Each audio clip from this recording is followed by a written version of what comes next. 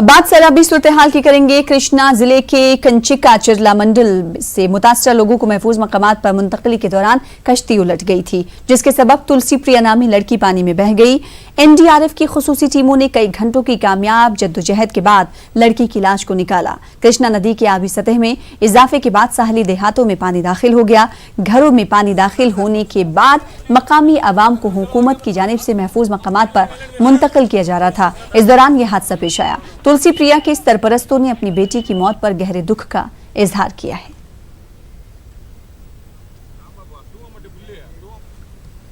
आंध्रा के बालाई इलाकों से आ रहे सैलाबी पानी की सबब कृष्णा नदी की सतहयाब में जबरदस्त इजाफा हुआ है। प्रकाशम बैराज के ओहदेदारों ने दूसरी बार इंतबाह जारी किया।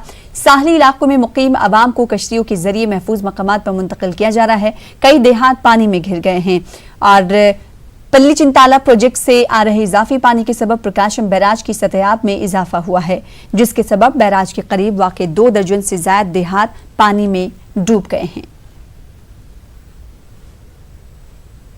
तो आंध्र प्रदेश के कई साहली अजला में सैलाब जैसी सूरत हाल है। रियासती गवर्नर ने सैलाब से मुतासर इलाकों का फिजाई सर्वे किया। कृष्णा गोदावरी के इलाकों के अलावा दिगर साहली अजला पानी में डूब गए हैं। इन इलाकों की आवाम को विजयवाड़ा के कैंपों में रखा गया है। गवर्नर ने ओहदेदारों से जानकारी हासिल की। सैलाब के सबब लाखों हेक्टेयर अराजी पर खड़ी फसलों को नुकसान हुआ है।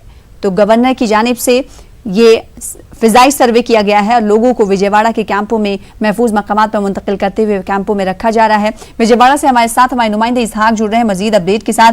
इसहाक, बताइएगा इस वक्त साहिली इलाकों की बात करें तो वहां के हालात क्या कुछ हैं, और साथ ही साथ ये भी बताइएगा कि विजयवाड़ा में जो मुंतकली का सिलसिला है क्या अभी भी जारी है और कितने लोग कैंपों में अब तक लाए जा चुके हैं?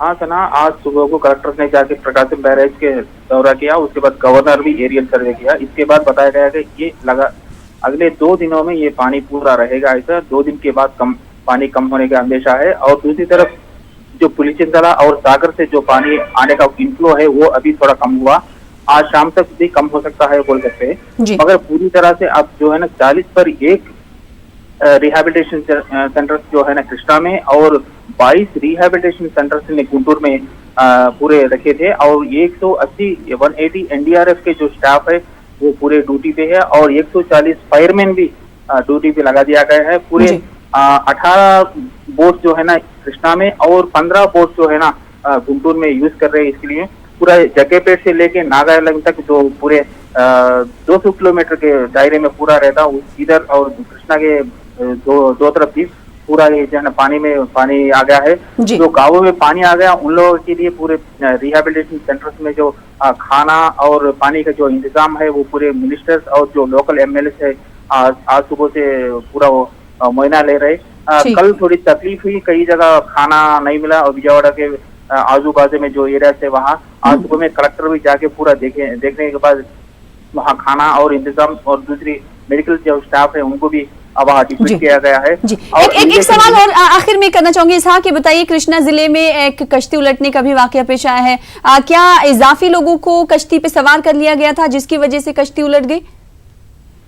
हाँ, कश्ती कल वो जो कश्ती में जो बच्ची जा रही है उसका जो है ना बॉडी तो मिल गया, मगर वो क्या बोले तो जहाँ लेके आ रहे तो जो ये देहाती के जो कश्ती है वो आने जो वाटर फ्लो होता है तो वो उसमें जो दिक्कत हो गया। और जो कल पूरा जो रिहैबिलिटेशन और ये पूरा वर्क ही आ गया है लोकल के तो लोगों को महफूज मकामात पर मुंतकिल किया जा रहा है और कैंपों में खास ख्याल भी रखा जा रहा है और मिनिस्टर्स की तरफ से भी इन लोगों का की बाज़ आबादकारी करने की कोशिश की जा रही है। बेहद शुक्रिया इसहाक हमारे साथ जुड़ने के लिए। फिलहाल इसी के साथ दीजिए इजाज़त।